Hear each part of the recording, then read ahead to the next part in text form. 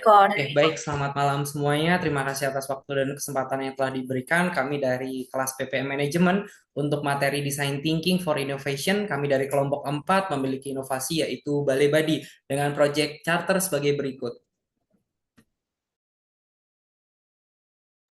Oke, yang pertama adalah terkait dengan project charter, di mana latar belakang dari project ini dilatar belakangi oleh masalah yang ada di lapangan begitu ya. Jadi kami melakukan riset kepada pengguna Balai BBTN yang mengalami kesulitan dalam memahami mutasi rekening karena tampilannya dirasa kurang jelas dan kurang interaktif. Dari masalah tersebut, kami menetapkan beberapa tujuan utama. Yang pertama adalah mengembangkan fitur AI yang mampu mengkategorikan transaksi secara otomatis. Kedua, meningkatkan kemudahan pengguna dalam memahami kondisi keuangan mereka. Ketiga, meningkatkan engagement aplikasi minimal 20% dalam jangka waktu 12 bulan. Dan yang keempat adalah mendorong cross-selling produk BTN melalui insight berbasis data. Dengan kata lain, solusi kami ini menawarkan adanya pengembangan AI di Balai BPTN.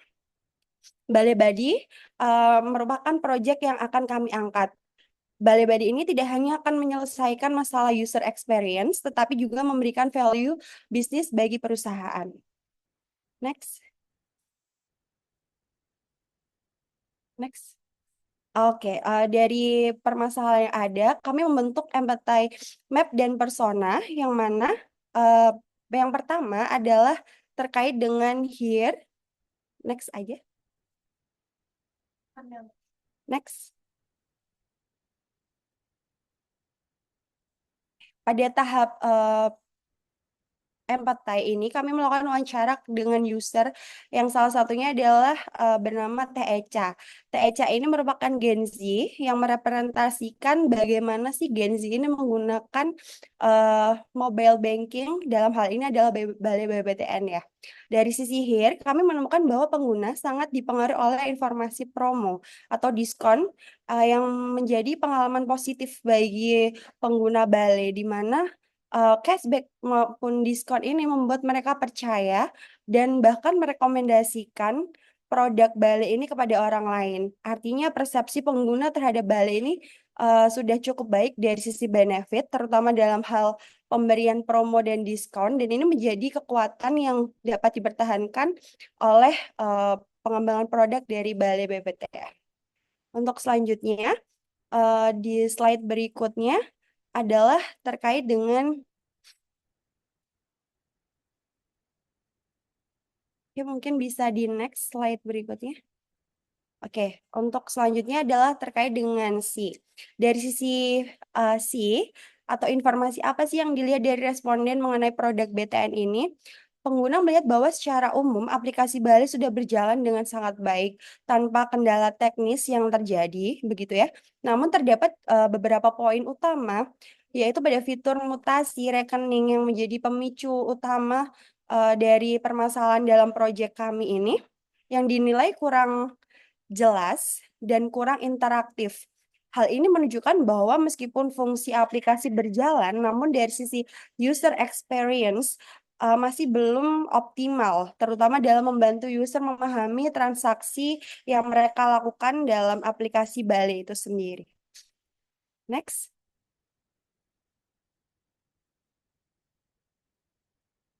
Berikutnya adalah terkait dengan think and feel. Apa sih yang dipikirkan dan dirasakan responden mengenai produk dari BTN? Dalam hal ini adalah Bale. Dari sisi think and feel, pengguna merasa puas dengan promo yang diberikan, bahkan merasa terbantu dan nyaman menggunakan Bale. Namun di sisi lain terdapat kebingungan saat melihat mutasi rekening yang ada di Bale itu sendiri. Pengguna harus berpikir lebih keras untuk memahami transaksi mereka, dan hal ini menunjukkan adanya gap antara fungsional benefit dan user experience. Secara manfaat sudah baik, tetapi secara usability masih perlu ditingkatkan lagi. Next.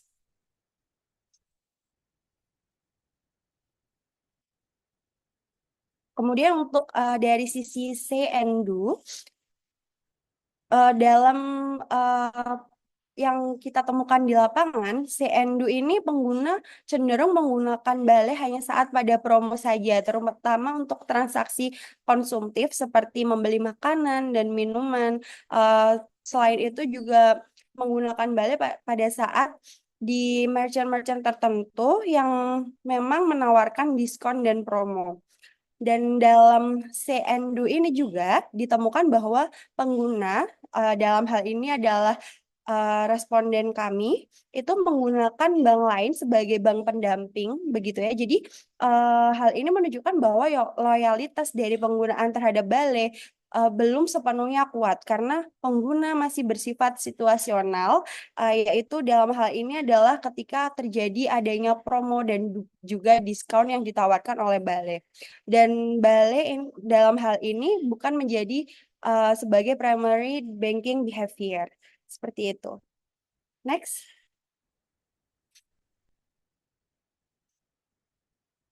Next. Baik, untuk yang selanjutnya terdapat lembar kerja terdapat lembar kerja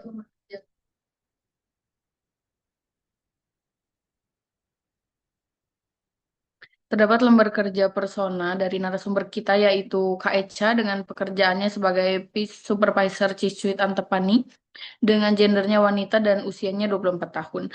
Dari persona yang telah kita buat, kita dapat melihat bahwa Kak Echa ini merupakan tipe pengguna yang terbuka, aktif, dan cukup digital savvy. Namun dalam penggunaannya di aplikasi Balai sendiri terdapat satu masalah atau tantangan, yaitu pengguna mengalami kebingungan dalam menggunakan fitur mutasi rekening karena kurang jelasnya dan minim interaktivitasnya pada aplikasi Balai, sehingga diharapkan fitur yang lebih mudah digunakan dan dipahami dalam aplikasi Balai. Next.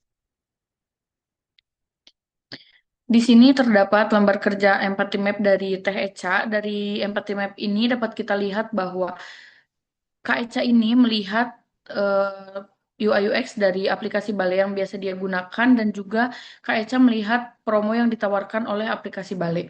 Dan Kak Eca juga merasakan bahwa dia menilai keunggulan utama dari aplikasi Balai by BTN ini terletak pada promonya, khususnya cashback yang memberikan manfaat nyata dalam transaksi sehari-hari.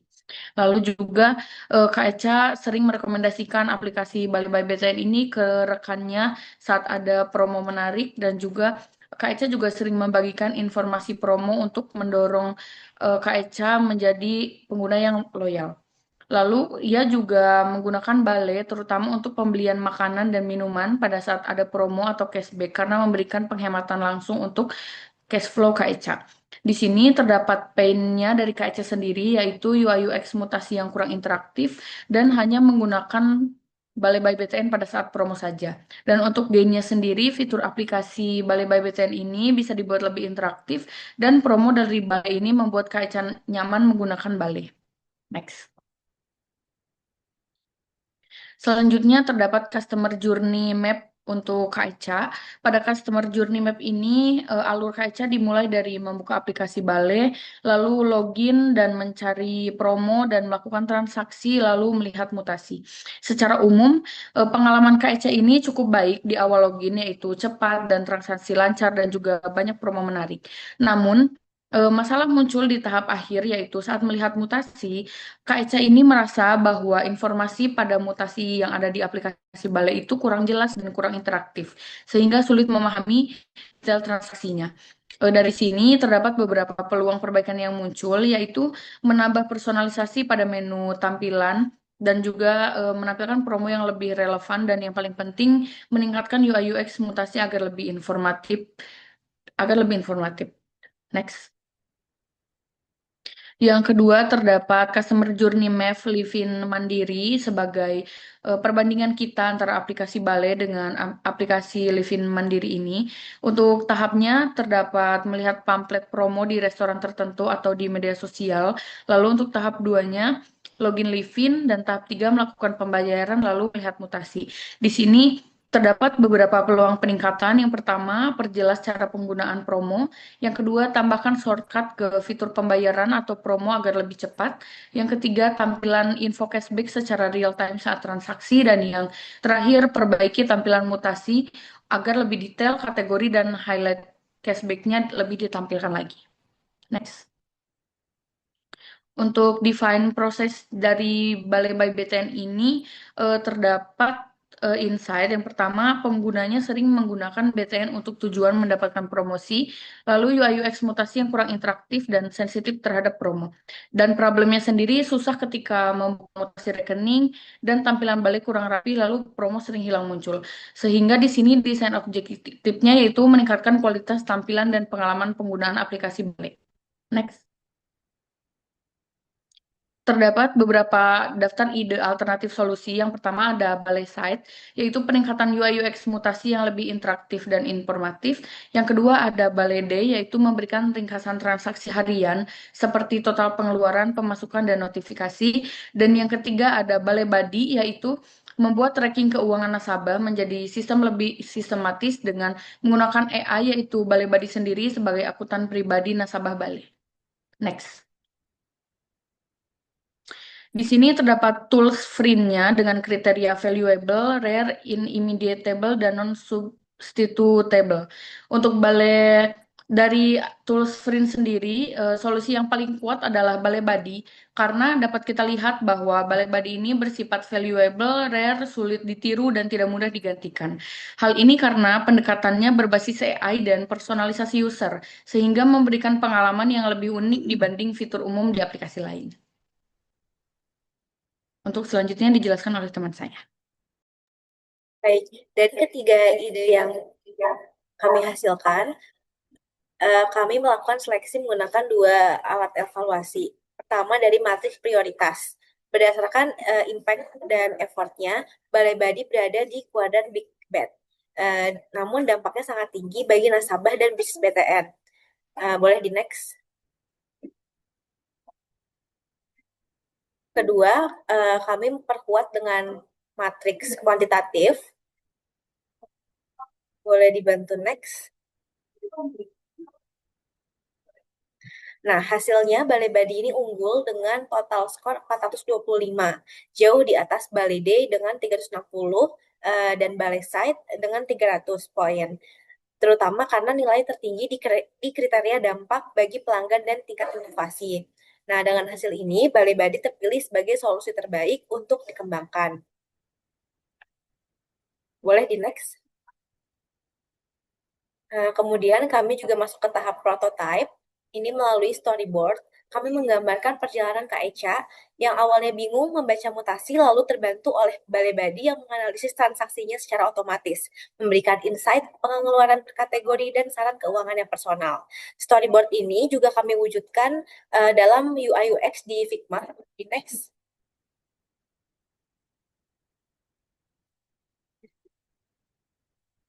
UI UX ini mencakup 3 layar utama dari mulai halaman beranda yang lebih informatif, kemudian halaman chat dengan Balai Badi, dan halaman insight keuangan lengkap dengan diagram dan rekomendasi AI. Boleh di next.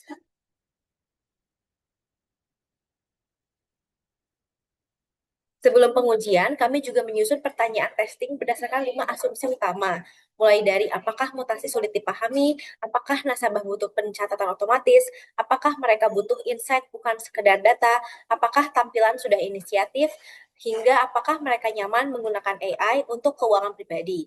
Boleh di next.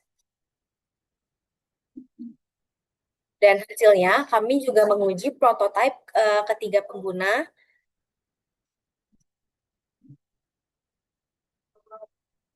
Boleh di next.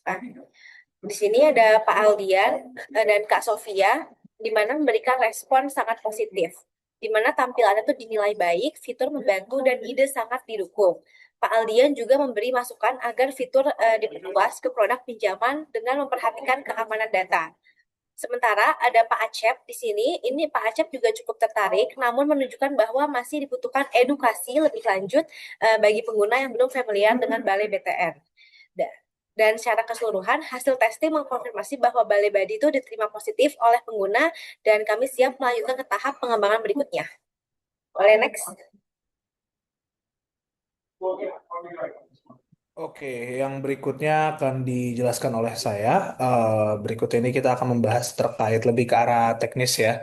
Eh, yang pertama yang saya bahas ini adalah terkait dengan work breakdown structure atau bagaimana kita akan mengerjakan project Balai Badi ini. Jadi, project Balai Badi ini akan dimulai dengan melakukan project planning, di mana dalam project planning ini akan dibentuk tim dan penentuan scope, timeline, dan juga budget. Berlanjut ke market and user research, di mana kita akan menganalisis perilaku pengguna m-banking, diikuti dengan sistem platform design, di mana kita mendesain UI dan UX, dilanjutkan dengan sistem development, testing dan feedback, dan setelah kita melakukan testing dan feedback internal, kita akan launching, dan kita juga akan melakukan market gencar-gencaran dengan campaign dan promosi, dan yang terakhir kita akan melakukan project evaluation dari internal maupun eksternal.